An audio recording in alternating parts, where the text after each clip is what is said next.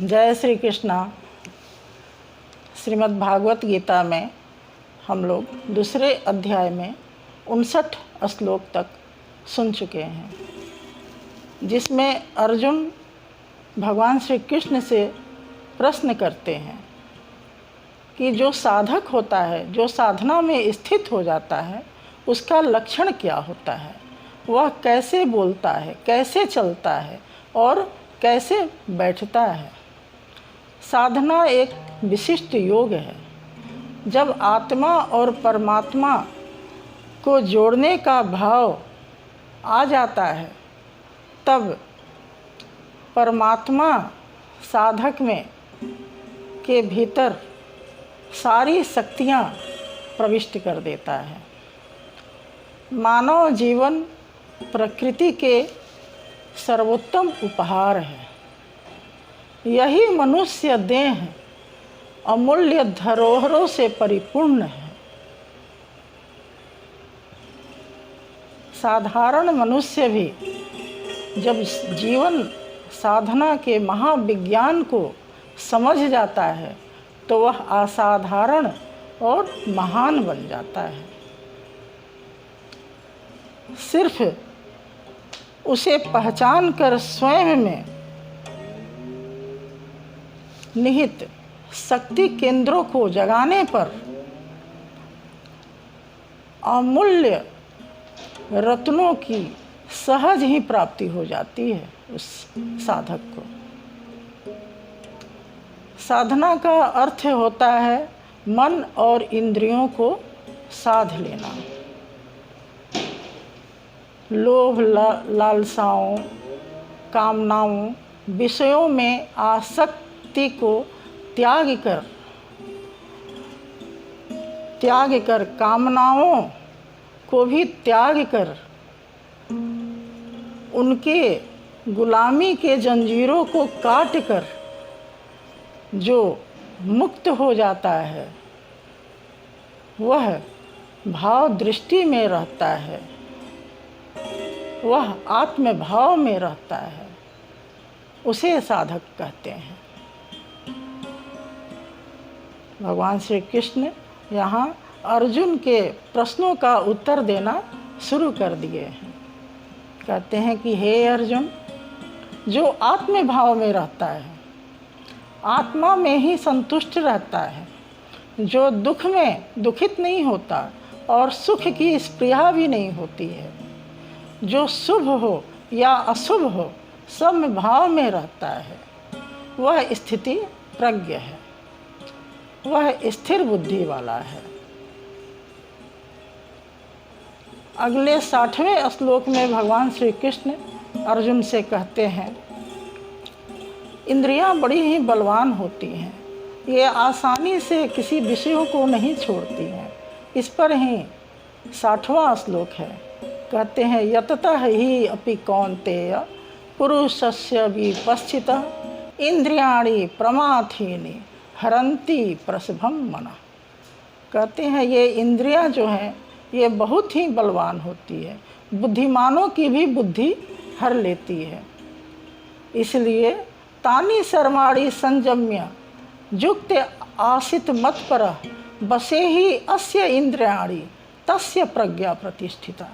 कहते हैं इसलिए जो मन बुद्धि को संयत करके इंद्रियों को बस में कर ले, विषयों से हटा ले और मेरे से समर्पित भाव से यानी निष्काम भाव से मेरे से युक्त हो जाए, वह शीघ्र ही अपने इंद्रियों पे विजय प्राप्त कर लेता है।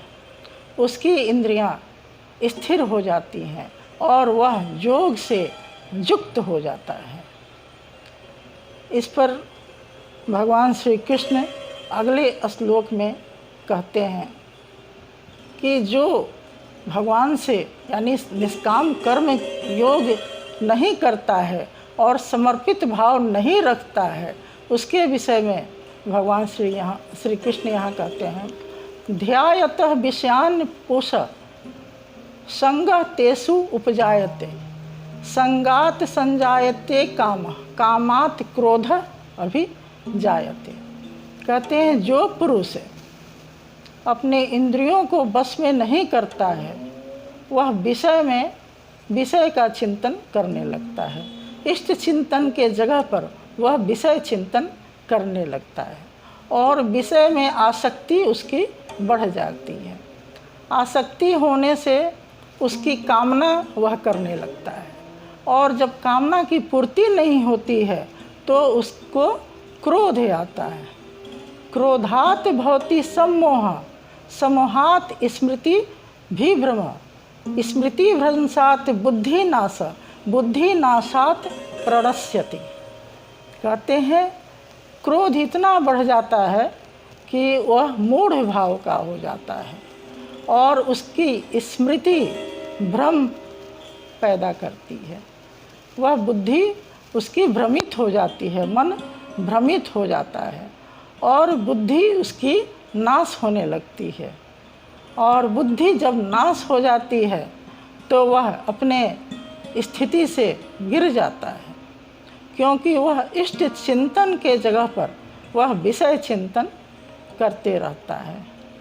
प्रायः देखा गया है कि मनुष्य अपने भरोसे ध्यान तो करता है परंतु आत्मिक भाव को, ईश्वरीय ज्ञान को जानना नहीं चाहता है।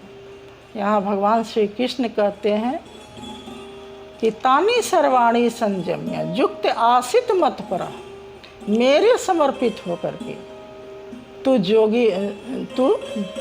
योग से युक्त हो जा। वही स्थित प्रज्ञ कहलाता है।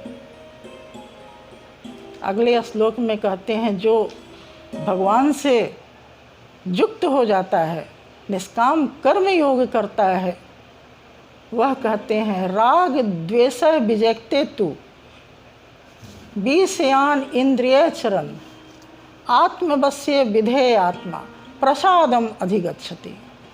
कहते हैं राग दो जो अपने आत्मा के अधीन हो जाता है, उसके राग द्वेष इंद्रियों के विषय तब नहीं रहते हैं, क्योंकि वह अंतःकरण में प्रसन्नता को प्राप्त करते हुए योग से युक्त होता है और आत्मा परमात्मा पर आश्रित रहता है। प्रसादम अधिगच्छति, वह प्रसन्न चित्त हुआ पुरुष योग से युक्त होकर स्थित रहता है। उसकी बुद्धि स्थिर कही जाती है। वह भाव दृष्टि में रहता है। वह साधक जो होता है वह विधि निषेध को नहीं जानता है, कौन सा विधि करें कौन सा नहीं करें। वह अशुभ नहीं जानता है जिससे वह बचना चाहे और शुभ भी नहीं जानता है जिसकी वह कामना करे। वह भाव दृष्टि में रहता है। प्रसादे सर्व दुखानां हानि अस्य उपजायत, प्रसन्न चित्त ही आसु बुद्धि प्रजवः तिष्ठत।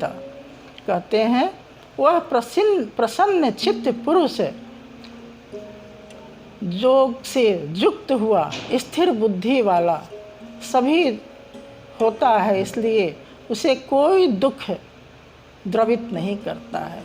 उसके सारे दुखों का नाश हो जाता है, क्योंकि वह अंतःकरण में ही विचरण करता है। उसे यह भान ही नहीं रहता है कि दुख आ रहा है कि सुख आ रहा है। वह तो आत्मा राम के साथ अंतःकरण में रमण करते रहता है, इसलिए उसे सुख दुख का भान भी नहीं होता है। सभी का हानि हो जाता है। लेकिन जो योग से युक्त नहीं है और परमात्मा पर निर्भर होकर योग से युक्त नहीं होता है, उसकी गति क्या होती है, इस पर भगवान श्री कृष्ण कहते हैं न अस्ति बुद्धि अयुक्तस्य न च अयुक्तस्य भावना न च अभावयतः शांति अशांतस्य दुख सुखम कुतः। कहते हैं कि जो जिसकी बुद्धि अयुक्त है वह योग से युक्त नहीं है। वह धर्म के नाम पर कुछ न कुछ उद्भव तो जरूर ही करता है, परंतु परमात्मा पर आश्रित होकर नहीं, ना ही वह अंतःकरण में विचरण करता है, आत्म भाव में भी नहीं रहता है। वह आत्मज्ञान को जानना नहीं चाहता है। कहते हैं कि अशांति उसको मिलता है, उसको शांति कैसे प्राप्त हो सकता है? अशांतस्य कुतः सुखम, और उसे सुख कैसे प्राप्त हो सकता है? क्योंकि ईश्वरीय ज्ञान को जानना जरूरी है, और जब तक हम ईश्वरीय ज्ञान को नहीं जानेंगे, आत्मज्ञान को नहीं जानेंगे, तब तक सुख दुख के थपेड़ों के बीच ही हमारा जीवन काल बीतते जाएगा। यह समय बड़ा ही अमूल्य है। समय तो बीत जाएगा और हम पीछे रह जाएंगे। इसलिए चाहे सुख आए चाहे दुख आए, समय के साथ आगे बढ़ते हुए उस परमात्म ज्ञान को जानना जरूरी है, जो हमारे अंतःकरण में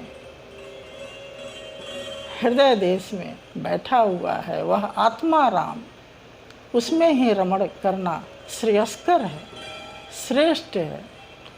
इसलिए इस ज्ञान को जरूर जानना चाहिए।